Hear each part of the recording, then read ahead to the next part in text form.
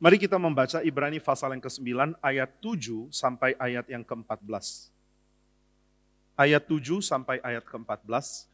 Saya mengajak kita membaca bagian ini bergantian. Saya membacakan ayat yang ke-7, lalu saudara sekalian membaca ayat yang ke-8, dan kita terus bergantian hingga ayat yang ke-14. Ibrani pasal yang ke-7 pasal yang ke-9 ayat yang ke-7 sampai 14. Demikian firman Tuhan. Tetapi ke dalam kemah yang kedua, hanya imam besar saja yang masuk sekali setahun, dan harus dengan darah yang ia persembahkan karena dirinya sendiri, dan karena pelanggaran-pelanggaran yang dibuat oleh umatnya dengan tidak sadar.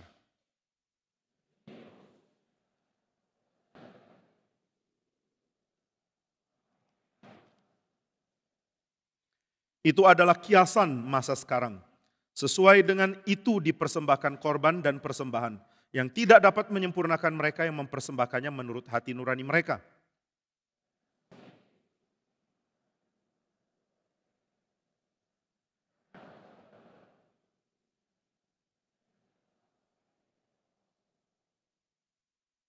Tetapi Kristus telah datang sebagai imam besar untuk hal-hal yang baik yang akan datang.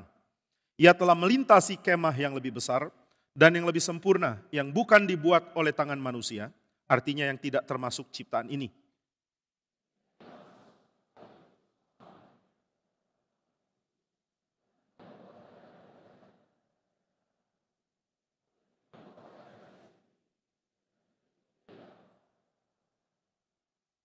Sebab jika darah domba jantan dan darah lembu jantan dan percikan abu lembu muda menguduskan mereka yang najis, sehingga mereka disucikan secara lahiriah,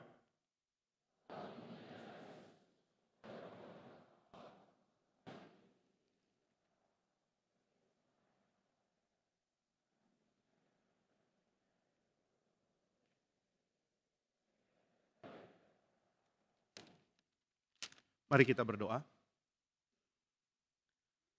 Ya Allah kami bersyukur sebab di sebelah kanan dari Sang Bapa lah Kristus sedang bertahta. Dan kami bersyukur karena tahta Kristus sampai kepada kami, bahkan kepada seluruh alam semesta. Dialah yang ditinggikan oleh tangan kanan Bapa. Dan dialah yang mendapatkan segala hormat, segala mulia, segala sembah, segala puji-pujian dari semua makhluk yang diciptakan oleh Sang Bapa. Kami bersyukur karena kemuliaannya melampaui kemuliaan manusia manapun. Kemuliaan Kristus melampaui kemuliaan malaikat. Kemuliaan Kristus melampaui kemuliaan dari setiap raja, baik yang ada sekarang maupun yang di dalam sejarah, maupun yang akan datang. Kami bersyukur karena di dalam dialah berdiam seluruh kepenuhan Allah. Kami bersyukur karena di dalam dialah ada pengosongan diri, ada perendahan diri, ada kerelaan berkorban, ada kerelaan mati di atas kayu salib. Kami bersyukur karena di dalam dialah ada pengharapan akan kebangkitan. Dan kami bersyukur di dalam dialah ada kemuliaan dari masa yang akan datang melalui pemerintahan yang dipegang olehnya sampai selama-lamanya. Kami bersyukur sebab hidup kami tidak bergantung pada siapapun, pada apapun yang ada di dunia. Hidup kami bergantung kepada Engkau saja, ya Tuhan. Maka kami mau memandang kepada Kristus, kami mau melihat betapa besar mulia yang Dia berikan. Dan kami mau menganggap sepi segala hal lain yang ada di dalam dunia ini. Biarlah mata kami memandang kepada Juru Selamat kami, dan kami tidak digoyahkan oleh apapun yang lain.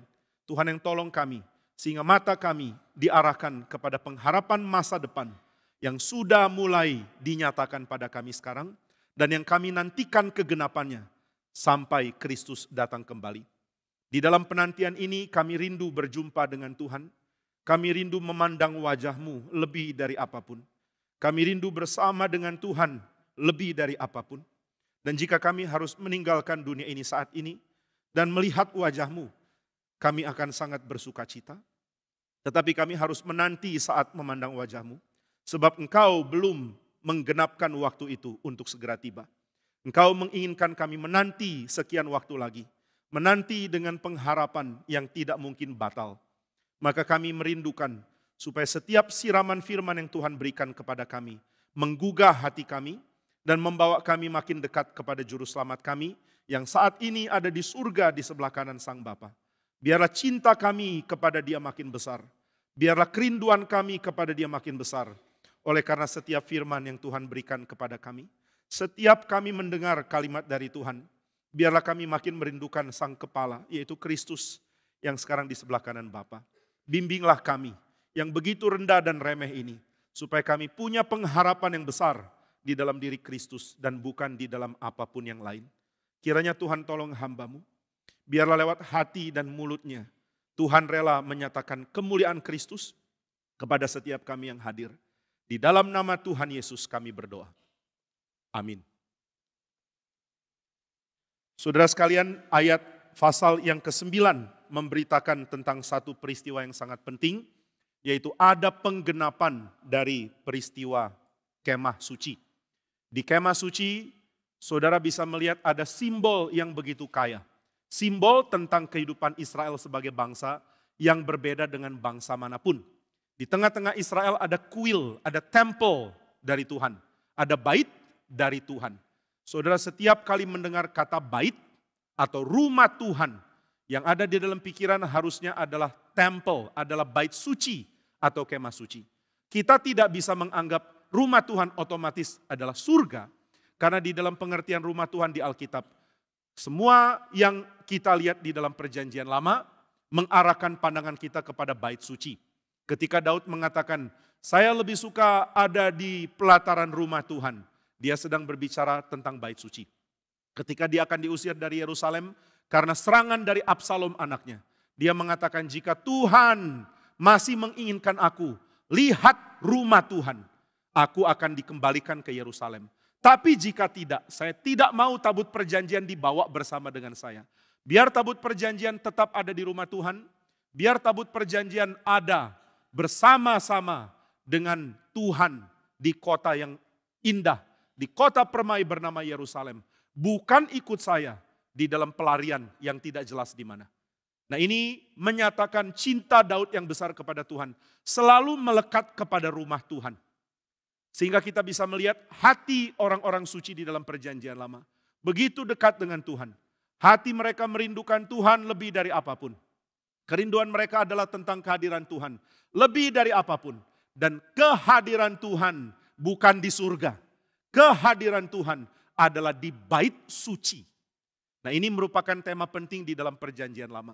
Saudara, kalau membaca kitab Keluaran berbicara tentang begitu banyak berita spektakuler.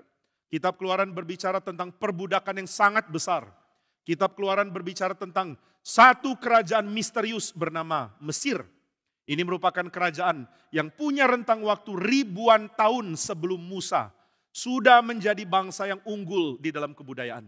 Bangsa dengan ribuan tahun sejarah yang bagus adalah bangsa yang tidak mungkin remeh di dalam segala perkembangan yang mereka miliki. Dan sekarang pun para arkeologi, ahli arkeologi mengatakan, dari semua yang kami selidiki tentang Mesir kuno, kami mungkin cuma tahu 10% dari apa yang terkandung di dalamnya. 10% zaman ini, coba selidiki Mesir. 10% yang sudah terbuka. Begitu banyak misteri, begitu banyak hal belum jelas. Begitu banyak hal yang masih terlalu dalam untuk diselidiki. Karena Mesir berkembang begitu luar biasa. Ada Mesir yang begitu advance di dalam teknologi. Tapi juga ada Tuhan yang memberikan tulah kepada Mesir.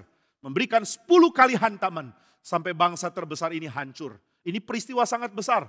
Juga ada peristiwa pemanggilan Israel. Ini juga peristiwa luar biasa besar. Ada peristiwa mujizat dan tanda-tanda ajaib. Dimulai dari terbelahnya Laut Merah sampai kepada penyertaan Tuhan di padang gurun. Tuhan memberi mereka makan secara miraculous. Tuhan memberi mereka air dari batu karang. Tuhan memberi mereka pemeliharaan melalui tiang awan dan tiang apinya. Semua adalah hal yang sangat baik. Tetapi kalau saudara baca kitab Keluaran bukan hanya bercerita tentang Mesir yang besar, bukan hanya bercerita tentang tulah yang menghancurkan mereka.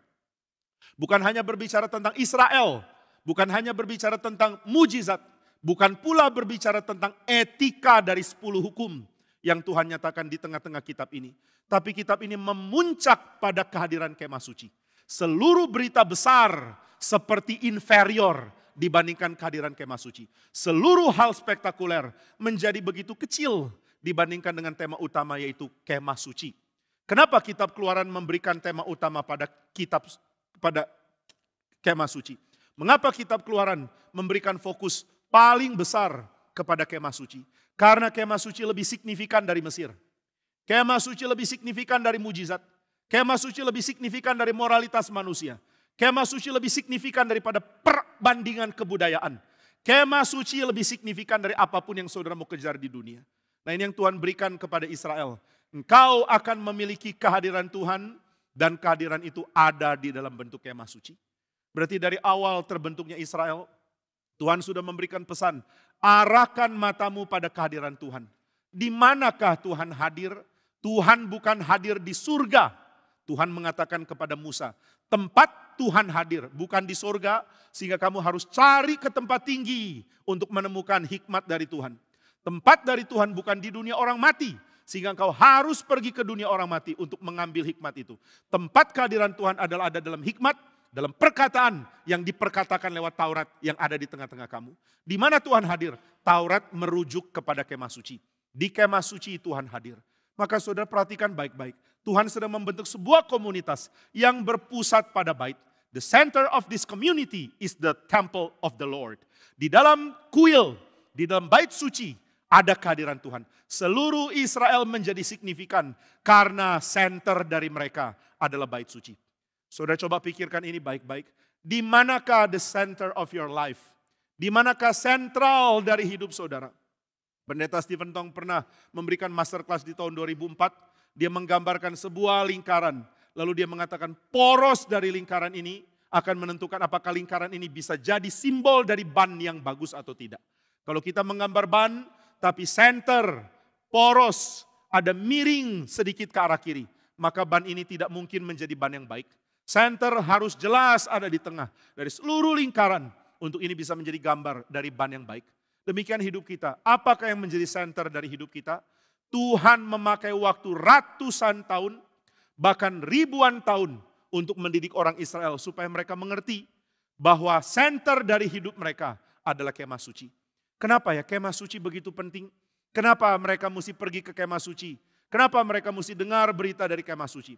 Kenapa mereka mesti membawa korban ke kemah suci? Kenapa mereka mesti ada di dalam sebuah kebudayaan yang senternya adalah kemah suci? Karena di dalam pengertian membentuk budaya dengan sentralitasnya pada kemah suci, baru orang Israel bisa mengerti apa itu terbuang dari Tuhan. Wah, ini pengertian yang mengagetkan. Kenapa harus mengerti kehadiran Tuhan? Supaya engkau tahu apa itu terbuang dari Tuhan. Apa itu terbuang dari Tuhan? Belajarlah dari Israel. Bagaimana belajar? Mereka menggunakan seluruh hidup dipusatkan pada kemah suci. Ada apa di kemah suci? Ada kehadiran Tuhan. Kehadiran Tuhan yang seperti apa? Kehadiran Tuhan yang didisclose. Kehadiran Tuhan yang ditutup. Kehadiran Tuhan yang tidak diungkapkan. Nah, maka seluruh bait suci memberikan pendidikan secara negatif. Saudara kalau baca kitab suci, saudara akan kaget. Ada begitu banyak hal dalam kitab suci yang tidak seperti yang kita harap. Ada berita-berita yang mengagetkan.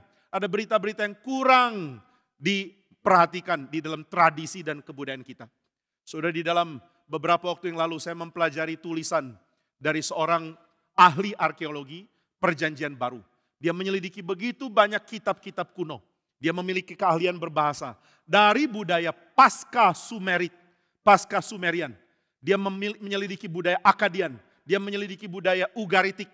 Dia menyelidiki kebudayaan dari Kanaan. Dia menyelidiki kebudayaan dari kitab Perjanjian Lama. Dia memiliki keahlian di dalam Hebrew culture.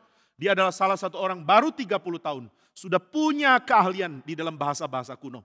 Dan dia menyelidiki beberapa kitab. Dia mengatakan saya mempelajari ada satu tradisi penafsiran rabbinik yang sangat penting mengenai kitab Yunus. Dikatakan penafsiran itu mengatakan bahwa ikan yang dipahami di dalam kitab Yunus adalah simbolisme dari kematian.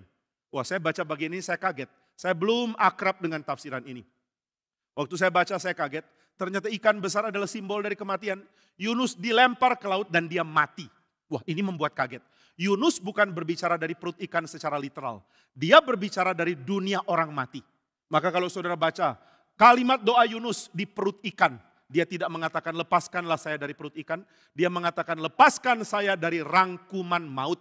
Dan dia mengatakan laut sudah menutup saya. Dan rumput laut penuhi badan saya. Rumput laut tidak terdapat di perut ikan. Yunus dilempar ke laut dan mati. Dan ikan menjadi lambang dari kematian. Dari dunia orang mati dia masih berseru kepada Tuhan. Dan Tuhan dengarkan. Dunia orang mati akhirnya memuntahkan dia ke darat. Dia tersapu ke darat. Dan setelah itu dia dibangkitkan kembali. Nah saya waktu baca ini saya jadi kaitkan ini dengan perkataan Tuhan Yesus. Tuhan Yesus mengatakan sama seperti Yunus ada di perut ikan 3 hari 3 malam. Demikian anak manusia akan di perut bumi 3 hari 3 malam. Dua-dua berbicara tentang kematian. Saudara, kadang-kadang kita punya tradisi penafsiran yang kurang akurat. Kadang-kadang kita punya tradisi penafsiran yang tidak terlalu teliti mempelajari kitab suci. Kadang-kadang kita punya tradisi penafsiran yang kurang memberikan lokus, kurang memberikan fokus, kurang memberikan tekanan kepada apa yang kitab suci berikan sebagai tekanan. Kalau kita baca kitab Keluaran, pernahkah kita berpikir bahwa kemah suci adalah tempat utama? Dan pernahkah kita mengambil langkah berikut? Yaitu kemah suci adalah tempat yang menutup kehadiran Tuhan. Bisakah engkau lihat kehadiran Tuhan? Tidak. Bisakah kehadiran Tuhan dibukakan keluar? Tidak pernah boleh. Saudara tidak mungkin lihat kemah suci dibuka. Tempat ruang maha suci dibuka. Kalau itu dilakukan, tulah akan kena kepada Israel. Dan mereka akan mati. Maka kemah suci menjadi lambang kehadiran Tuhan. Tapi kemah suci juga menjadi lambang bahwa Tuhan sedang terseklusi. Atau lebih tepat umat Tuhan sedang terseklusi dari Tuhan sendiri. Umat Tuhan sedang ada dalam pembuangan. Jadi sebenarnya Tuhan sedang mendidik Israel. Tahukah kamu bahwa ketika kamu beribadah di kemah suci, ketika engkau melihat kehadiran Tuhan di dalam kemah, engkau sedang diajar oleh Tuhan bahwa engkau sedang terbuang dari Tuhan.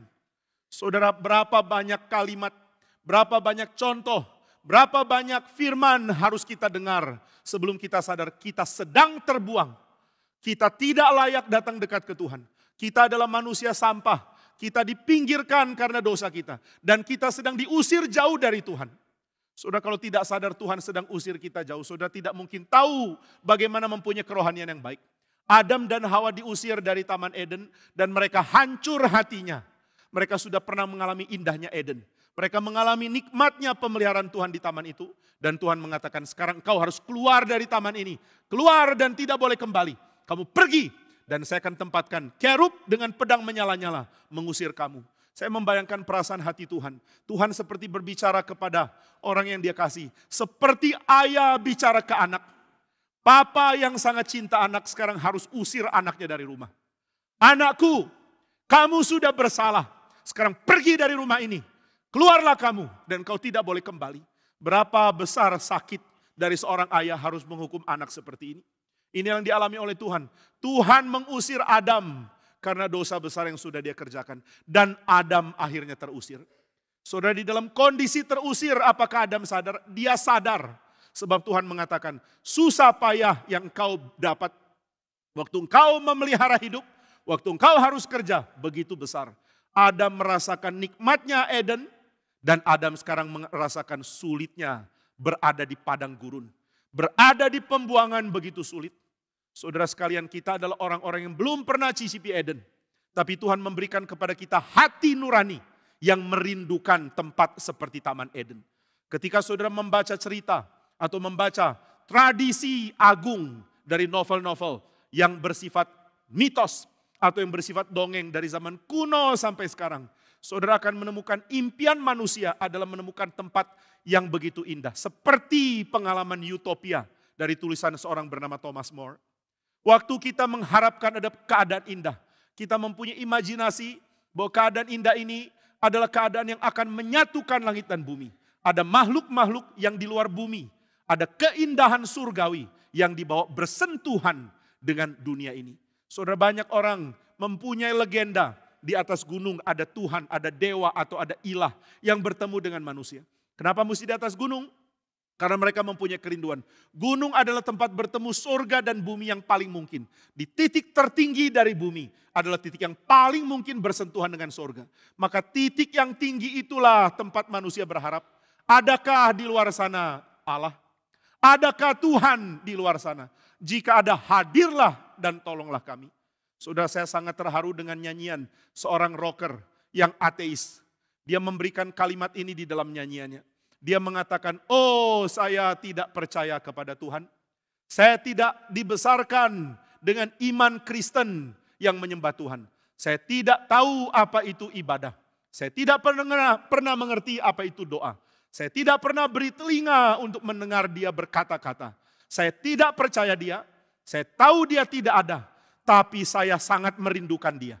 Ini kalimat aneh sekali ya. Kamu orang ateis. Ateis. Kamu percaya Tuhan tidak ada. Saya percaya Tuhan tidak ada. Kalau begitu bagaimana perasaan hatimu? Saya merindukan Tuhan. Saya tidak percaya dia ada. Tapi saya rindu ada sosok seperti dia. Saya tidak percaya Tuhan itu real.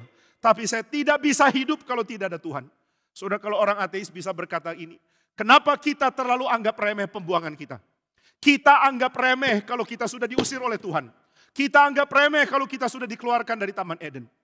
Maka ketika orang seperti Michelangelo yang sangat saya hormati. Melukis pengusiran Adam. Dia melukis dengan cara yang mempermainkan ini. Saya kurang respect bagian ini dari interpretasi Michelangelo. Michelangelo melukiskan Adam dan Hawa diusir dari Taman Eden. Waktu orang melukis Adam dan Hawa diusir dari Taman Eden. Biasanya mereka akan melukiskan Adam dengan wajah begitu stres, begitu tertekan, begitu takut, begitu kosong, begitu penuh penderitaan.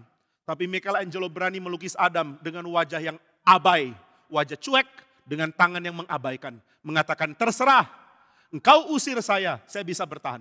Engkau usir saya tetap akan hidup. Saudara, ini penghinaan. Tidak seharusnya manusia punya sikap seperti itu.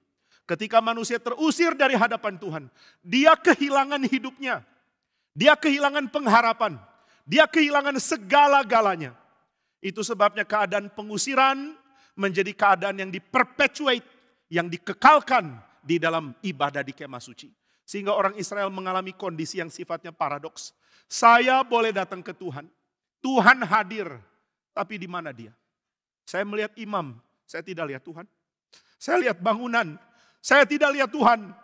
Saya lihat kemah. Saya tidak lihat Tuhan. Saya beriman ada Tuhan hadir. Tapi imanku perlu bukti. Imanku perlu mata. Imanku perlu lihat Tuhan. Tapi kalau aku tidak lihat Tuhan, di mana aku bisa berharap? Maka Israel beribadah. Sambil ibadah, sambil lihat kekosongan. Sambil ibadah, sambil sadar kami masih dibuang. Kami umat yang belum dekat dengan Tuhan. Kami umat yang masih belum diberikan jalan untuk datang beribadah ke Tuhan. Tuhan, mengapa Engkau belum izinkan kami datang? Mengapa kami belum boleh beribadah? Mengapa kami tidak bisa datang dan menyembah Tuhan? Saya menangis waktu di masterclass Pendeta Stephen Tong pada waktu COVID. Mengatakan saya bangun gedung isi 4.000 orang. Ada tambahan 2.000 lagi. Bisa lebih dari 6.000 dimuat di gedung ini. Tapi sekarang semua kosong. Tidak ada orang datang. Hanya lihat layar. Hanya lihat kamera. Hanya dihadiri beberapa orang karena ada pandemi. Lalu dia mengatakan sampai berapa lama Tuhan buang kita. Saya tidak tahan dengar kalimat itu. Kita dibuang oleh Tuhan tapi kita tidak sadar. Kita sedang diusir tapi kita anggap remeh pengusiran kita. Kita tidak sadar berapa merananya kita. Nah, maka orang Israel beribadah sambil menyadari ada sifat paradoks. Di satu sisi saya boleh mendekat ke Tuhan. Di sisi lain Tuhan tersembunyi dari saya. Di satu sisi aku dikuduskan untuk boleh datang ibadah kepada Tuhan. Di sisi lain aku diberikan gambaran bahwa Tuhan belum membuka diri bagi aku. Dia belum menyatakan kemuliaannya seperti yang dia mau di dalam waktunya. Maka orang Israel mengalami periode penantian. Israel adalah bangsa yang menanti. Israel adalah bangsa yang belum mencapai kegenapan. Saudara, penulis yang tajam memahami ini adalah penulis surat Ibrani.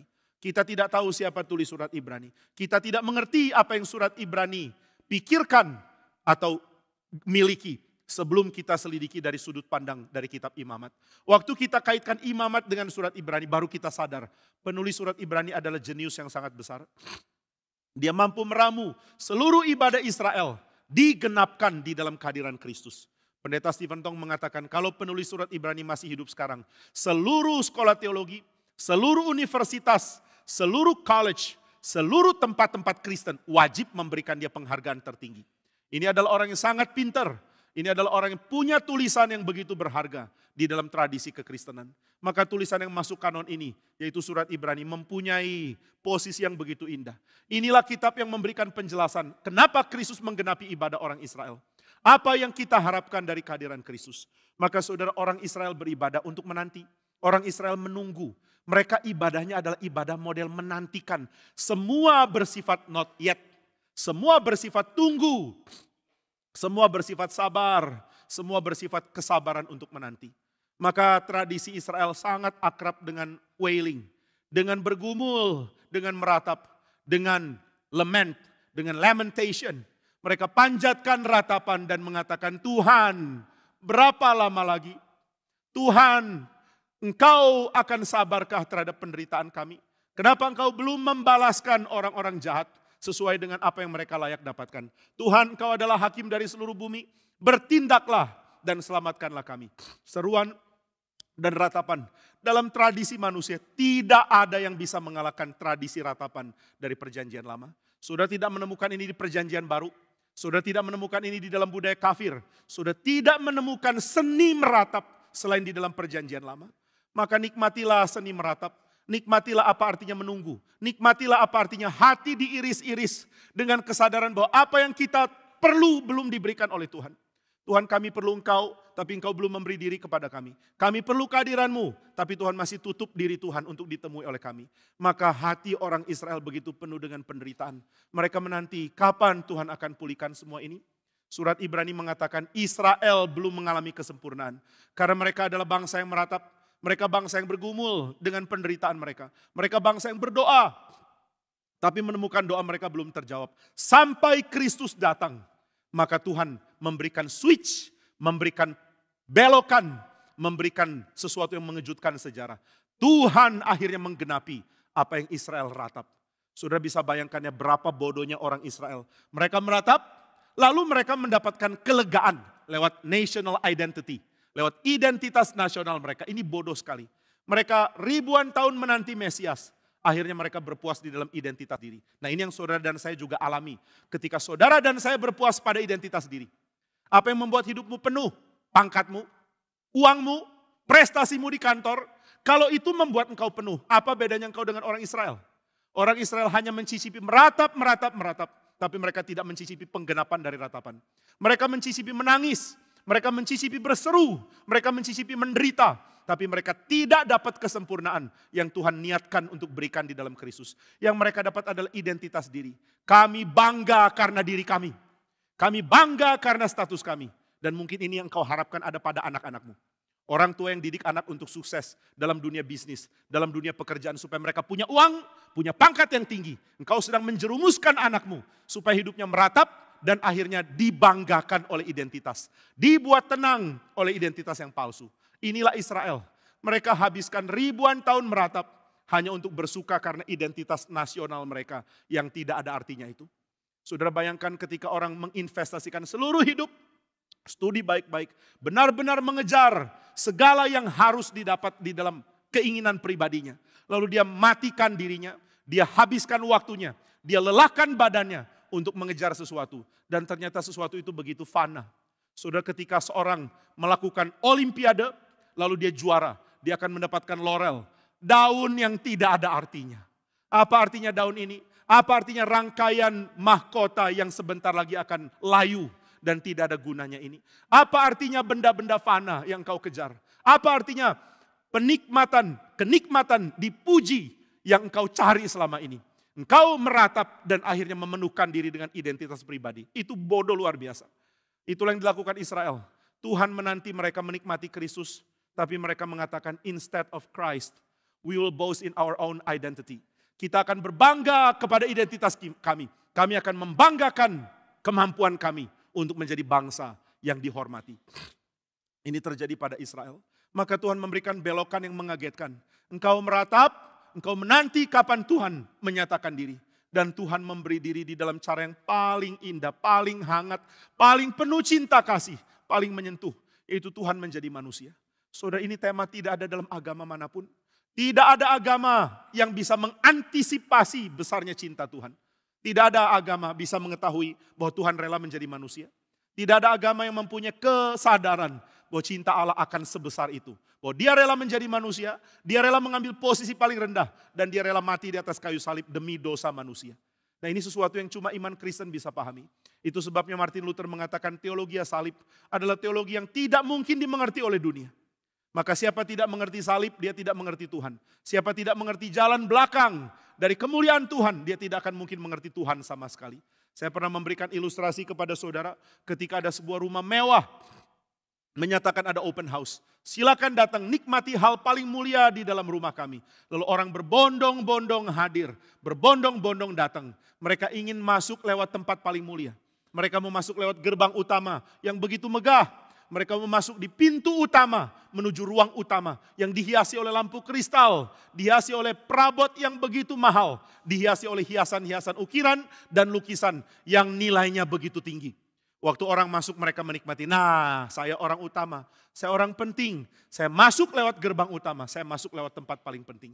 Tapi saudara, di dalam rumah yang didesain oleh Tuhan, tempat paling utama bukan di depan. Tempat paling utama adalah jalan pembantu di belakang. Tuhan mendesain rumah di mana hiasan paling utama adalah salib Kristus, dan salib Kristus ditaruh di halaman belakang. Nah ini ilustrasi Luther. Siapa yang mau ke rumah Tuhan, cari jalan belakang, dia akan bertemu salib. Siapa yang datang ke rumah Tuhan, cari jalan mulia, dia akan dikecualikan dari salib. Saudara datang ke gereja mau jadi apa?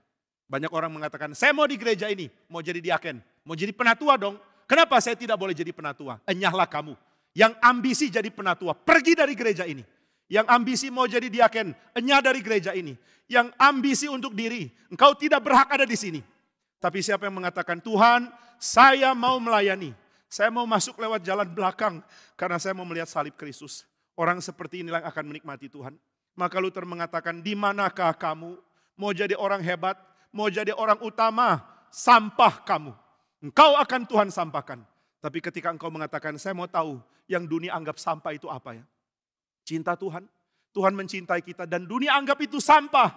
Kalau begitu saya ingin dekat dengan apa yang dunia anggap sampah. Saya mau dekat kaki salib. Maka Tuhan akan mengatakan, kamu mau dekat kaki salib? Maaf, jalan masuknya bukan jalan VIP. Oh enggak apa-apa Tuhan. Di mana aku bisa bertemu harta yang bernama salib? Tuhan mengatakan lewat jalan belakang. Hanya para pembantu dan budak yang lewat jalan itu. Oh enggak apa-apa, saya mau lewat jalan itu. Aku cuma hamba. Maka orang seperti ini akan jalan menuju tempat di mana mereka akan lihat salib. Mereka lihat tempat ini dipenuhi oleh orang-orang hina. Orang-orang tidak layak, orang-orang miskin, orang-orang lemah. Orang-orang penyakitan, orang-orang ditolak oleh dunia. Semua sibuk datang ke tempat VIP. Tetapi orang-orang miskin bertemu dengan salib. Saudara jangan anggap remeh berita ini. Di Bandung saya mengeksposisi Injil Lukas. Dan satu tema dari Injil Lukas adalah orang miskin dapat Injil. Orang kaya dibiarkan binasa. Ini kalimat harusnya menggentarkan kita ya. Gereja cari orang kaya bukan orang miskin. Gereja cari persembahan yang besar. Bukan orang hina yang mau datang ke salib. Gereja seperti ini pasti dibuang oleh Tuhan. Nah maka saudara sekalian, Luther mengatakan cari jalan belakang, cari jalan budak, cari jalan hamba. Masuklah lewat tempat yang tidak ada orang suka. Masuk lewat kesederhanaan, masuk lewat kondisi hina. Lalu saudara masuk lewat pintu belakang, saudara menemukan ini tempat bau, kotor, penuh dengan orang-orang sakit, penuh dengan orang-orang miskin. Tapi saudara mengatakan aku ada di sini, inilah tempatku, bersama dengan mereka aku mau berada. Dan ketika saudara masuk ke halaman belakang, saudara akan melihat mulia salib dengan Kristus terpaku di situ. Hanya engkau yang merendahkan diri yang bisa melihat salib. Nah maka Tuhan mau mengatakan bahwa Allah menyatakan kemuliaannya di dalam kerendahan. Allah menyatakan tingginya dia lewat kerendahan dia di atas kayu salib. Dan di dalam kerendahan inilah orang-orang rendah akan berjumpa Tuhan. Berbahagialah kamu yang berduka. Berbahagialah kamu yang miskin. Berbahagialah kamu yang saat ini menderita. Berbahagialah kamu yang dianiaya. Berbahagialah kamu yang terpinggirkan. Berbahagialah kamu yang terusir. Berbahagialah kamu yang dihancurkan hidupnya. Sebab di dalam kondisimu lah Tuhan rela hadir. Di dalam keadaanmu Tuhan mau datang. Nah inilah salib. Tuhan menyatakan kemuliaan yang mulai dibuka. Ini bukan lagi tertutup. Tuhan mulai membuka bait suci. Itu sebabnya kehadiran Kristus selalu ditandai dengan goncangnya bait suci. Pertama kegoncangan terjadi ketika Yesus Kristus mengusir pedagang-pedagang yang ada di situ. Nah ini versi dari Injil Yohanes. Injil Yohanes melukiskan pengusiran pedagang-pedagang di bait suci di awal dari Injil ini. Yesus Kristus mengusir mereka, bait suci mulai goncang. Lalu ketika mereka mengatakan, hak apa kamu lakukan ini? Siapa kamu? Kamu bukan pemimpin kami, jangan bikin aturan sembarangan. Yesus mengatakan, tanda yang aku akan berikan adalah rombak bait suci ini. Dan aku akan dirikan kembali di dalam 3 hari. Semua orang kaget. Bait suci ini didirikan 40 tahun lebih. Dan kau mengatakan akan dirikan hanya di dalam 3 hari. Bagaimana mungkin? Tapi Injil Yohanes memberikan komentar. Ini yang dimaksudkan bukan bait suci bangunan. Yang dimaksudkan adalah tubuh Kristus sendiri. Tubuh itu harus terpecah. Apa sih makna tubuh terpecah? Makna tubuh terpecah ada banyak. Tubuh terpecah berarti nyawanya Kristus diberikan untuk kita. Badannya yang memuat hidupnya dihancurkan demi kita. Untuk gereja lahir, Kristus menghancurkan diri. Seorang perempuan ketika melahirkan harus korbankan badannya untuk seorang anak bisa lahir ke dalam dunia. Seorang Kristus untuk melahirkan gereja harus korbankan badannya supaya gereja bisa lahir di tengah-tengah dunia ini. Maka saudara sekalian, Kristus yang menghancurkan diri demi kelahiran gereja. Inilah yang dilambangkan lewat peristiwa di atas kayu salib. Tapi ada hal lain. Kristus di atas kayu salib juga melambangkan kehancuran bait suci. Bait suci harus hancur. Bait suci harus dirombak. Temboknya mesti dibuang. Bangunan yang kaya mesti dihancurkan. Semua yang mulia mesti disingkirkan. Supaya kemuliaan Tuhan bersinar dan menyebar ke seluruh dunia. Saudara, di dalam kitab Yesaya dikatakan mulia Tuhan akan dinyatakan ke seluruh dunia. And the glory of the Lord. Ini satu bagian yang penting dari Mesaya. Saya sangat menyukai semua bagian dari Mesaya. Tiap tahun saya akan dengar karya ini 3, 4, atau 5 kali kalau perlu. Begitu menikmati setiap bagian. Tidak ada satupun membosankan. Tidak ada bagian layak dilewatkan. Tidak ada bagian tidak boleh didengar. Semua begitu menyenangkan. Dan ketika dikatakan and the glory of the Lord shall be revealed. Semua yang Tuhan janjikan akan dinyatakan. Bagaimana itu dinyatakan? Saudara perhatikan istilah dari Yesaya. Dinyatakan seperti yang tadinya ditutup, sekarang dibuka. Seperti yang tadinya tertudung, sekarang tudung itu dibuka. Dan seluruh terang akhirnya menyinari seluruh dunia. Bayangkan kalau ada terang, saudara masukkan di bawah satu tempat yang meredupkan terang itu. Saudara lihat ada lilin, saudara tutup dengan sebuah kaleng. Lilin itu sepertinya tidak ada guna karena tidak bersinar keluar. Tapi begitu tutup itu saudara angkat, langsung seluruh sinar akan menyinari ruangan di mana lilin itu ada. Demikian juga dengan kemuliaan Tuhan. Kapan kemuliaan Tuhan akan dinyatakan? Ketika bait itu dirombak. Ketika tubuh Kristus dipecahkan. Ketika bait suci tidak ada lagi sebagai bangunan. Waktu bait suci dirombak. Ketika itu seluruh bumi akan penuh kemuliaan Tuhan. Nah maka saudara, nubuat Tuhan akan jadi. Di dalam Injil Matius, Yesus Kristus mengatakan, kamu lihat kemegahan bait suci ini? Akan ada saat di mana tidak ada satu batu akan berdiri di atas batu yang lain. Tidak ada. Semua akan diruntuhkan. Inilah kemegahan Israel. Tuhan mengatakan kemegahanmu akan aku runtuhkan. Seluruh hormat, seluruh gairah, seluruh mulia yang kau cari akan dihancurkan. Hei Israel, lihatlah muliamu yang namanya bait suci. Aku akan hancurkan. Saudara, mari kita gentar di hadapan Tuhan. Apakah muliamu? Tuhan akan mengatakan, aku akan hancurkan muliamu. Supaya engkau tahu muliaku. Supaya engkau tidak cari mulia yang lain. Biar mulia Tuhan yang terpancar. Maka Tuhan siap merombak kita. Dan kita harus siap untuk dirombak. Tuhan hancurkan bait suci, menghancurkan identitas Israel. Karena Tuhan mau ganti dengan identitas yang lebih baik. Identitas dari Tuhan sendiri. Maka saudara sekalian, kalau bait suci melambangkan mulia Tuhan yang tertutup, maka kehadiran Kristus melambangkan mulia Tuhan yang terbuka. Kalau bait suci melambangkan simbol dari langit dan bumi yang bersatu, maka kehadiran Kristus menghancurkan simbol karena yang disimbolkan sekarang sudah ada. Tidak perlu simbol kalau yang asli sudah datang. Yang asli datang, saudara tidak lagi harus lihat tanda. Kalau saudara ada di satu tempat, ingin pergi ke tempat lain. Saudara ada di rumah, saudara ingin pergi ke GRII Karawaci. Lalu saudara ingin berjalan lewat jalan yang diarahkan di dalam maps yang saudara miliki. Lalu ketika mendekat ke tempat ini, saudara melihat ada tanda jalan. GRI Karawaci, jalan terus. Saudara lihat tanda itu, saudara ikuti tandanya. GRI Karawaci belok kiri. Saudara lihat tanda itu, saudara belok kiri.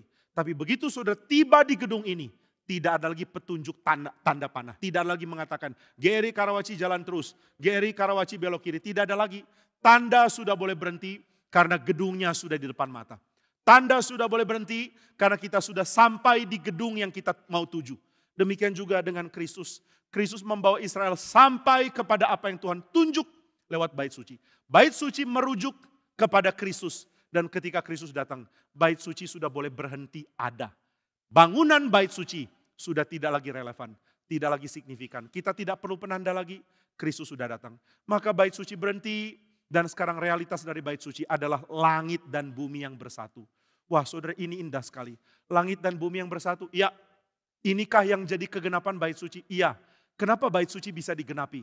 Karena imam besarnya sekarang melayani lintas tempat, yaitu lintas bumi. Dan dia sekarang melintasi ke surga. Dia ada di surga dan dia ada di bumi tadinya.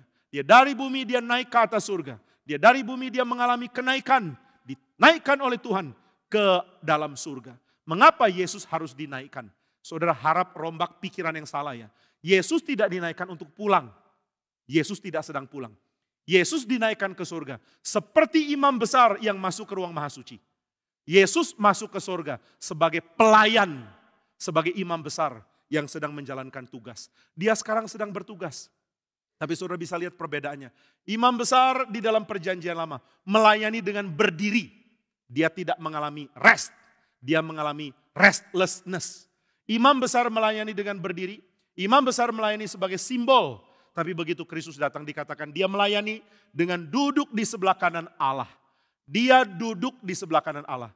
Duduk itu tanda apa ya? Duduk itu tanda restful. Dia sudah beristirahat. Saudara jangan pahami istirahat sebagai istirahat fisik mau tidur. Istirahat ini maksud di dalam kitab suci adalah bertahta. Kristus sudah rest. Kristus sudah bertahta di tahtanya yang mulia. Maka Kristus duduk di surga sebagai imam besar yang menjalankan tugas. Nah saudara mau tahu bagaimana mengerti tugas Kristus. Lalu kalau Kristus sedang bertugas, bagaimana kita harus berbagian di dalam tugas Kristus. Saudara perhatikan baik-baik. Yang Kristus lakukan tidak mungkin dipahami kecuali saudara membaca kitab Imamat. Kecuali saudara membaca kitab Taurat. Di dalam kitab Taurat dikatakan ada dua momen. Salah satu momen yang paling penting adalah the day of the atonement. Hari penebusan. Di mana imam akan menyembelih seekor binatang. Satu akan dilepas, satu akan disembelih. Yang disembelih darahnya akan dibawa oleh imam besar. Imam besar akan masuk ke ruang maha suci, mempersembahkan darah. Lalu mulai percik semua benda-benda di ruang maha suci dengan darah. Apakah makna pemercikan dengan darah? Saudara di dalam tradisi Yahudi, darah adalah lambang hidup. Maka ketika sebuah benda diperciki oleh darah, itu berarti benda itu sedang dihidupkan. Yang dihidupkan adalah ruang maha suci. Ruang maha suci kenapa mesti dihidupkan? Karena ruang maha suci ini adalah simbol. Ruang maha suci ini diberikan ciprat darah, diberikan percikan darah. Ini berarti ruang maha suci disucikan. Disucikan untuk apa? Disucikan untuk menjadi tempat orang bisa hidup. Waktu darah itu dibawa oleh imam besar ke ruang maha suci, pada waktu itu orang Israel menantikan kapan ya Tuhan akan buka semua bait suci dan kita diizinkan beribadah. Hanya ketika pemercikan darah ini sudah tuntas. Nah saudara, imam besar tiap tahun masuk ruang maha suci. Percikan barang-barang di ruang maha suci dengan darah. Tahun depan sama, percikan lagi dengan darah. Tahun depan lagi sama, percikan dengan darah. Sampai kapan pemercikan darah ini berakhir? Sampai hidup benar-benar terpancar di ruang maha suci.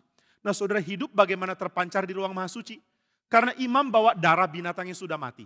Lalu imam masuk ke dalam ruang maha suci. Dia mulai percikan benda-benda suci di dalam ruang maha suci dengan darah binatang yang sudah mati.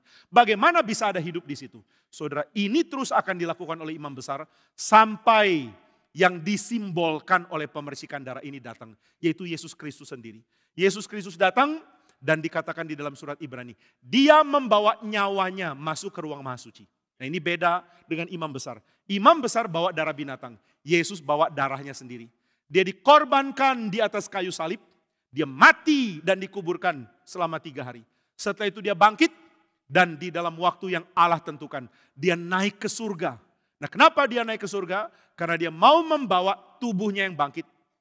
Mau membawa nyawanya yang sudah melewati dunia orang mati. Untuk memenuhi ruang maha suci. Di mana ruang maha suci? Di surga. Maka Yesus membawa dirinya untuk menggenapkan pemercikan darah.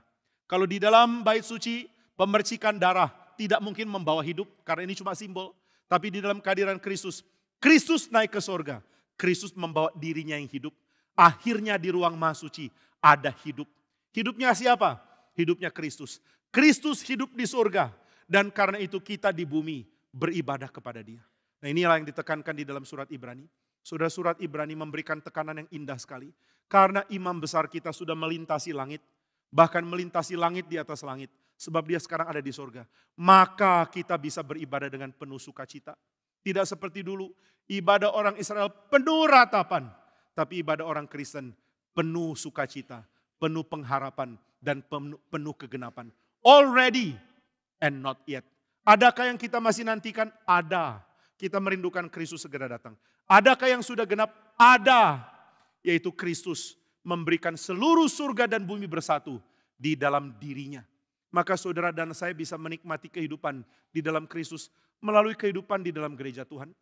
Kita menikmati bagaimana siraman beribadah kepada Tuhan dilimpahkan melalui darah Kristus yang sudah ada di surga sekarang. Karena Kristus naik ke surga, maka Tuhan memanggil kita dan mengatakan, engkau tidak lagi terbuang. Engkau tidak lagi tersembunyi. Engkau tidak bisa lihat Tuhan. Engkau sekarang diberikan akses untuk hadir. Saudara sudah diberikan akses untuk hadir, hadirlah. Berapa banyak orang malas ibadah. Berapa banyak orang tidak mau memberikan hati waktu datang beribadah kepada Tuhan. Ada seorang musisi dari Slovakia, dia menulis teks yang sangat mengharukan. Dia mengatakan apa sebabnya orang Kristen tidak dapat berkat di gereja. Karena mereka tidak tuntut mau dapat berkat besar. Mereka tidak tuntut mau dapat firman yang limpah. Mereka tidak tuntut ibadahnya akan penuh dengan sentuhan hati. Mereka tidak anggap Tuhan akan hadir. Saudara, mari harap Tuhan hadir. Dan mari beribadah dengan harapan Tuhan hadir. Jika saudara punya mentalitas seperti ini, saudara mengatakan, saya perlu kehadiran Tuhan. Kalau tidak saya terbuang. Oh Tuhan, saya tidak mau terbuang. Saya tidak mau disingkirkan. Saya tidak mau di padang gurun. Saya tidak mau kering. Saya tidak mau hati saya hancur. Saya harus menghadap Tuhan. Saya harus menikmati Tuhan. Saya harus datang kehadiran Tuhan. Kehadiran Tuhan. Di sini saudara akan mulai berpikir, kalau Tuhan mau hadir, saya mau datang ke situ. Kalau Tuhan menyatakan kehadirannya, aku harus ada di sana. Aku tidak akan miss satu detik pun dari kehadiran Tuhan. Aku tidak mau kehilangan wajahmu. Aku tidak mau kehilangan muliamu. Aku tidak mau kehilangan berkat yang kau akan curahkan. Maka saudara akan punya mentalitas yang beda. Saudara akan menuntut kebaktian di gereja menghadirkan Tuhan. Orang seperti ini akan peka. Orang seperti ini akan pemilih. Banyak orang mengatakan, ibadah jangan pilih-pilih dong. Apa aja benar, sama aja kok. Siapa bilang sama? Kalau semua ibadah sama, berarti saudara nggak pernah berharap apa-apa. Orang yang anggap sama adalah orang yang tidak terlalu peduli apa yang dianggap sama. Kalau orang anggap semua kopi sama, dia kurang suka kopi. Nggak ada orang suka kopi akan anggap semua kopi sama. Saudara bilang semua musik sama, ketahuan saudara kurang suka musik. Nggak ada orang yang suka musik yang tidak mempunyai preferensi musik. Kalau saudara bilang sama aja lah, musik ini boleh, musik itu boleh. Berarti lu goblok dalam musik. Tapi kalau saudara mengatakan saya suka musik, saudara akan punya preferensi. Saya mau beribadah, saudara pasti punya preferensi. Maka saudara jangan dengar orang sok suci yang mengatakan di mana aja sama aja lah, ibadah dimanapun sama. Kan yang penting bukan orangnya, yang penting bukan gerejanya, yang penting bukan sinodenya, yang penting kan Tuhannya. Bohong, palsu. Engkau tidak pernah mau cari Tuhan. Engkau tidak pernah tuntut Tuhan hadir. Engkau tidak pernah merasa sedang terbuang. Engkau tidak peduli Tuhan. Maka bagimu ibadah dimanapun sama. Sama aja kok. Tapi kalau saudara orang yang mencintai Tuhan, saudara akan punya preferensi. Saudara akan mulai merasa, saya tidak menemukan Tuhan. Tuhan tidak dinyatakan di sini. Saya senang sekali ya di mimbar ini ditulis, Sir, we want to see Jesus. Ini dikutip dari Yohanes 12 ayat 21. Ini merupakan kebiasaan yang pernah dilakukan di sebuah gereja mulai liberal. Gereja itu memberikan ajaran moral yang gampang dimengerti. Tapi tidak ada Tuhan Yesus. Gereja itu menghindarkan diri dari menyebutkan Tuhan Yesus di dalam gereja Tuhan. Sudah saya sangat kaget sekali. Satu kali ada satu orang mengatakan di Amerika, sekolah-sekolah tidak boleh lagi berdoa dalam nama Tuhan Yesus. Ini menyedihkan sekali. Lalu ada orang reply mengatakan, kamu bilang apa? Di Amerika sekolah tidak boleh berdoa dalam nama Tuhan Yesus. Lalu kamu menangisi itu. Tahu tidak di gereja tidak boleh ada Injil. Tahu tidak pendeta-pendeta tidak pernah mengatakan Kristen satu-satunya jalan. Tahu tidak pendeta tidak pernah mengatakan di luar Kristus binasa. Pendeta sudah tidak lagi membedakan antara Kristus dan pendiri agama lain. Jika gereja pun sudah tidak anggap Kristus penting. Jangan anggap sekolah akan anggap Kristus penting.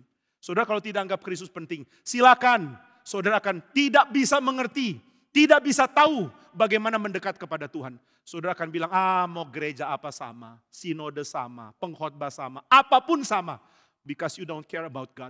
Kau tidak peduli tentang Kristus. Kau tidak peduli apakah engkau mencicipi dia dengan limpah. Atau engkau cuma dapat hanya tetesan yang kering. Yang tidak ada arti di dalam pertumbuhan imanmu. Hati-hati. Jika engkau merelatifkan Tuhan, engkau akan merelatifkan segala sesuatu yang mungkin engkau temui di dalam hidupmu. Maka saudara sekalian, kalau orang Israel dididik, engkau ada dalam situasi menanti ya, engkau belum boleh menikmati Tuhan. Mereka akan menangis, mereka akan penuh dengan wailing, mereka akan penuh dengan lament, mereka akan teriakan lamentation mereka. Mereka akan serukan ratapan mereka. Mereka akan tanya, sampai berapa lama ya Tuhan? Sampai berapa lama sampai kami dapat memandang wajah-Mu? Sampai berapa lama sehingga pemimpin kami pun boleh memandang wajah Tuhan? Sebab pemimpin kami pun yang bernama Musa belum boleh lihat wajah Tuhan. Jadi sampai berapa lama? Dan Tuhan mengatakan tunggu. Tunggu sampai kapan? Tunggu sampai seorang anak dilahirkan bagi kamu. Seorang putra diberikan untuk kita. Lambang pemerintahan ada di atas bahunya. Dan namanya akan disebutkan orang penasehat. Namanya akan disebutkan orang ajaib. Namanya akan disebutkan orang Allah yang perkasa. Namanya akan disebutkan orang Bapa yang kekal. Disinilah tanda yang Tuhan berikan menjadi genap di dalam kelahiran Kristus. Maka saudara sekalian, mari seperti yang dikatakan surat Ibrani. Mari datang kepada Dia. Mari beribadah. Alasan saudara bisa beribadah adalah kenaikan. Maka kalau ditanya apa sih makna kenaikan Kristus di surga? Makna kenaikan Kristus di surga itu bukan untuk tarik kita ke surga. Saudara, Tuhan Yesus naik ke surga bukan untuk tarik kita ke surga. Tuhan Yesus naik ke surga supaya kita bisa beribadah di bumi. Ini yang surat Ibrani ajarkan. Kalau kita tidak peka baca surat Ibrani, semua teologi yang salah masuk dalam pikiran kita. Tuhan kenapa naik ke surga? Supaya aku juga nanti naik. Aku juga rindu naik. Aku mau naik ke surga. Saudara, nanti kalau kita mati kita akan bertemu Tuhan. Tapi kenaikan Kristus bukan untuk supaya kita mati kita bertemu Tuhan. Kenaikan Kristus adalah supaya engkau di bumi bisa beribadah. Nah saudara bisa baca Ibrani 9, saudara kaitkan dengan Ibrani 12. Saudara akan mendapatkan gambaran yang utuh sekali. Mengapa Kristus naik ke surga? Supaya engkau di bumi menikmati beribadah. Mengapa Kristus ditinggikan? Supaya engkau di bumi mencicipi surga di dalam ibadahmu. Mari saudara datang ke Tuhan. Mari merindukan Tuhan. Mari menginginkan Tuhan. Mari dipuaskan dengan keadaan tidak lagi dibuang. Tapi heran banyak orang Kristen membuang diri. Membuang diri dari ibadah. Membuang diri dari hadir di hadapan Tuhan. Kemanakah engkau? Membuang diri. Kenapa membuang diri? Karena aku tidak anggap Tuhan penting. Saya tidak tahu berapa banyak dari kita yang hadir di sini. Yang minggu tidak mau datang ke gereja. Atau sebulan mungkin cuma 2, mungkin cuma 3 kali. Saya tidak tahu dari mana engkau datang. Saya tidak tahu kondisi rohanimu. Tapi jika ada orang di sini yang tidak terlalu mengejar ibadah minggu. Saya mengatakan celakalah kamu. Karena kamu lebih pilih dibuang ketimbang menikmati Tuhan hadir. Celakalah kamu kalau kamu tidak sadar engkau sedang dibuang. Mari kita sadari pembuangan kita. Dan kita mengatakan Tuhan bagaimana caranya supaya saya tidak terbuang? Hadirlah, datanglah kepada Tuhan. Sebab Dia sudah naik. Karena Dia naik, maka engkau tidak lagi beribadah di bangunan yang tertutup. Di bangunan yang tidak bisa melihat kemuliaan Tuhan. Karena Dia naik, engkau tidak lagi terbagi dari 2 suku. Suku imam yaitu Lewi dan suku lain yang terseklusi. Engkau semua adalah imam. Engkau semua dapat datang ke Tuhan. Engkau semua dapat menikmati beribadah kepada Dia. Saudara, mari ingat kenaikan Kristus adalah untuk memulihkan ibadah kita. Dengan kerinduan besar kita mengatakan, Tuhan aku sudah terbuang. Apa yang aku bisa dapatkan? Yang kau bisa dapatkan adalah beribadah kepada Tuhan. Saudara, saya adalah seorang hamba Tuhan. Tapi saya tidak bebas dari hal-hal yang berat yang harus saya gumulkan. Di dalam pikiran, di dalam batin, di dalam kondisi hati, di dalam segala hal. Kadang saya diingatkan Tuhan dengan jelas sekali bahwa saya sedang dibuang.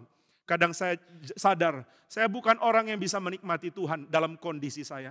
Tapi aku ingin datang ke Tuhan. Jika Tuhan izinkan ada celah kecil, aku bisa mengintip Dia, aku akan intip. Jika Tuhan izinkan ada jalan sempit, aku akan lalui. Saya mau lalui. Saya sadar saya terbuang dan saya tidak suka dibuang. Saya sadar saya sedang terpinggirkan. Saya sadar saya kehausan. Saya sadar saya menderita. Dan saya sadar yang bisa menjawab semua menjadi baik adalah kehadiran Tuhan. Maka saya mau berseru, Tuhan di manakah engkau hadir? Di manakah engkau ada? Tarik saya datang kepadamu. Izinkan saya menyembah engkau. Izinkan saya datang kepadamu. Dan saudara, mari mempunyai sikap seperti ini. Mari menyadari jika saya sedang terbuang, hal apa yang akan membuat saya limpah? Jika saya sedang kehilangan Tuhan, hal apa yang membuat saya dapat bertemu dengan Dia? Jika saya begitu lama tidak memandang wajah Tuhan, kapankah aku boleh memandang kepada wajah-Mu? Di dalam ratapan, di dalam kitab Mazmur, dikatakan Tuhan, kapankah aku dapat memandang kembali kepada Engkau? Aku merana, aku sengsara, aku begitu terbuang, dan aku merindukan memandang Engkau kembali. Saya menemukan begitu banyak lagu-lagu yang menggambarkan orang pacaran begitu menjijikan. Karena mereka berpikir di dalam orang yang mereka mau jadikan pacar, disitulah segala pengharapan. Itu kebodohan luar biasa. Saudara sedang terbuang dan satu-satunya cara supaya saudara dipulihkan adalah ibadah di mana Tuhan menyatakan diri. Ibadah di mana Tuhan tidak lagi menyembunyikan dirinya di dalam ruang maha suci yang tertutup. Di dalam ruang yang begitu sempit di dalam sebuah kemah. Di dalam ruang yang begitu sempit di dalam bait yang didirikan oleh Salomo. Bagaimana beribadah kepada Tuhan? Hancurkan bait suci. Nah, maka Tuhan akan menunjukkan dirinya. And the glory of the Lord shall be revealed. Dan di dalam seluruh penjuru dunia, mulia Tuhan akan dinyatakan. Dan Tuhan akan panggil siapa umat pilihan. Hei umat pilihan, mari datang. Mari beribadah kepadaku. Mari menikmati kehadiranku. Mari tanggalkan beban perbudakan. Mari tanggalkan beban pembuangan. Engkau bukan lagi umat yang dibuang. Jika dulu engkau disebut bukan kekasih, sekarang aku menyebut engkau kekasih. Jika dulu aku menyebut engkau bukan umat, sekarang aku menyebut engkau umat. Inilah yang dikatakan di dalam kitab Hosea. Tadinya kamu saya sebut lo ami, bukan umat. Sekarang saya sebut kamu umat yang kekasih. Tadinya saya sebut kamu lo ruhama, orang yang tidak lagi Tuhan cintai. Tetapi di mana engkau berada, hai lo ruhama. Saya akan ubah namamu dan saya akan mengatakan engkau kekasihku sekali lagi. Saudara, mari datang terima panggilan Tuhan. Tapi bisakah panggilan Tuhan ini dinikmati? Tidak mungkin sampai satu orang yang menggenapi janji Tuhan diterima di sorga. Kecuali Kristus diterima di sorga, kita tidak ada harapan untuk beribadah. Kecuali Kristus diterima di sisi Bapa, baru kita bisa dapat akses beribadah kepada Tuhan. Maka inilah akses, yaitu kenaikan Kristus. Dia naik supaya kita bisa beribadah. Itu sebabnya setelah Yesus naik, dia membuat Roh Kudus turun 10 hari setelahnya. Dan Tuhan mengatakan kepada para murid, jangan tinggalkan Yerusalem. Maksudnya apa? Bait suci belum boleh hancur dulu. Engkau belum boleh menikmati mulia Tuhan disebar ke seluruh bumi. Sampai ada yang merekatkan engkau pada Kristus. Kristus ada di sorga dan engkau ada di bumi. Dan engkau perlu direkatkan dengan dia. Siapa yang akan menjadi perekat antara kita dan Kristus? Roh Kudus. Maka mari nantikan Roh Kudus hadir. Roh Kudus akan hadir dan kehadirannya akan merekatkan kita pada Kristus. Dan setelah Roh Kudus hadir, maka saudara bisa beribadah kepada dia dari semua tempat di bumi.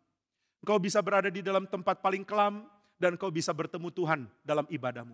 Engkau bisa berada di tempat paling bagus dan kau merasa datar, tidak ada penghiburan dari tempat bagus itu. Dan kau menemukan hiburan yang paling sejati adalah ketika engkau beribadah kepada Tuhan.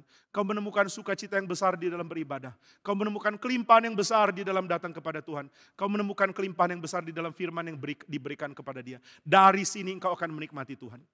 Satu kali saya berbicara dengan rekan saya Pendeta Eko. Saya senang berbicara dengan rekan saya ini karena dia punya pendapat yang kadang-kadang, bukan kadang, sering kali memperlengkapi perspektif saya. Saya cuma bisa melihat satu sisi. Saya perlu orang-orang yang tunjukkan kepada saya ada sisi-sisi lain. Nah, ketika kami berbicara ada satu orang mengatakan, saya heran orang GRII itu suka pilih-pilih yang khotbah ya. Lalu Pak Eko mengatakan, loh kalau dia punya tuntutan dia akan pilih pengkhotbah. Loh maksudnya gimana? Kalau dia menuntut untuk dipuaskan dengan kelimpahan, mau kenal Tuhan. Dia akan pilih orang yang diurapi oleh Tuhan. Nah saya tidak bilang orang pinter atau orang yang khotbahnya ada banyak pengetahuan, bukan itu ya. Tapi dia akan pilih orang yang benar-benar hamba Tuhan. Dia nggak akan sembarangan pilih, dia akan pilih pengkhotbah. Oh jadi pilih pengkhotbah hal baik? Pendeta Eko mengatakan, nggak pilih pengkhotbah itu hal buruk. Jika saudara tidak pernah menuntut, mengharap Tuhan berbicara. Lalu saudara anggap semua pengkhotbah sama. Saudara akan jatuh di dalam kekacauan. Saudara tidak tahu gereja mana yang benar. Saudara tidak tahu doktrin mana yang benar. Saudara tidak tahu pengkhotbah mana yang merupakan utusan Tuhan. Saudara adalah orang yang sedang tersesat. Maka mari datang kepada dia dengan kerinduan besar. Tuhan, aku mau dipuaskan oleh engkau. Dan aku tidak lagi menghadap bangunan yang membuat aku terkucilkan dari engkau. Aku tidak menghadap sebuah bangunan di mana engkau begitu asing ada di dalamnya dan aku begitu terasing ada di luarnya. Sekarang aku menghadap engkau dengan sungguh-sungguh di dalam iman kepada Kristus. Mengapa saudara bisa beribadah? Karena Kristus naik. Mengapa kita bisa datang kepada Tuhan? Karena dia sekarang ada di sorga, menjadi imam besar kita. Oleh karena dialah kita menikmati Tuhan di dalam ibadah kita. Harap ini menyegarkan hati saudara dan membuat saudara sadar, saudara dan saya akan terus terbuang kecuali saudara dan saya datang ibadah kepada dia. Kiranya Tuhan memimpin, memberkati kita sekalian. Mari kita berdoa. Bapa kami yang di surga, Kami datang kepadamu bukan lagi sebagai kelompok yang memandang kepada gunung berapi yang penuh dengan asap yang tidak bisa disentuh. Kami datang kepadamu bukan lagi sebagai kelompok yang menghadap sebuah bangunan di mana Tuhan terkunci di dalamnya dan kami diusir di luarnya. Kami datang kepadamu bukan lagi sebagai kelompok yang menantikan saatnya penggenapan dari ibadah yang sejati. Kami datang kepadamu sebagai kelompok yang sudah mencicipi kehadiran Tuhan. Sudah mencicipi jalan beribadah dibuka oleh Tuhan.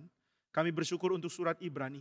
Kami bersyukur untuk pernyataan bahwa imam besar yang sejati sudah melintasi langit, bahkan langit di atas langit. Dan dia sekarang duduk di tempat yang paling tinggi. Dialah sumber akses kami beribadah kepada Bapa di surga. Di dalam dialah kami disatukan oleh Roh yang kudus, sehingga kami dapat beribadah kepada Tuhan. Tuhan, biarlah kami mengingat hari kenaikan sebagai hari di mana kami diizinkan beribadah kepada Tuhan. Hari Kristus naik adalah hari ibadah yang sejati dibuka bagi umat Tuhan. Tuhan, seringkali kami mengabaikan Engkau. Kami tidak sadar kami sedang terbuang. Tapi kami ingin kembali kepadamu. Kami ingin menikmati kembali sukacita besar yang Tuhan janjikan di dalam Kristus. Penuhilah itu di dalam diri kami. Genapkanlah di dalam Kristus dan genapkanlah di dalam diri kami kenikmatan beribadah kepadamu. Peliharalah gerejamu.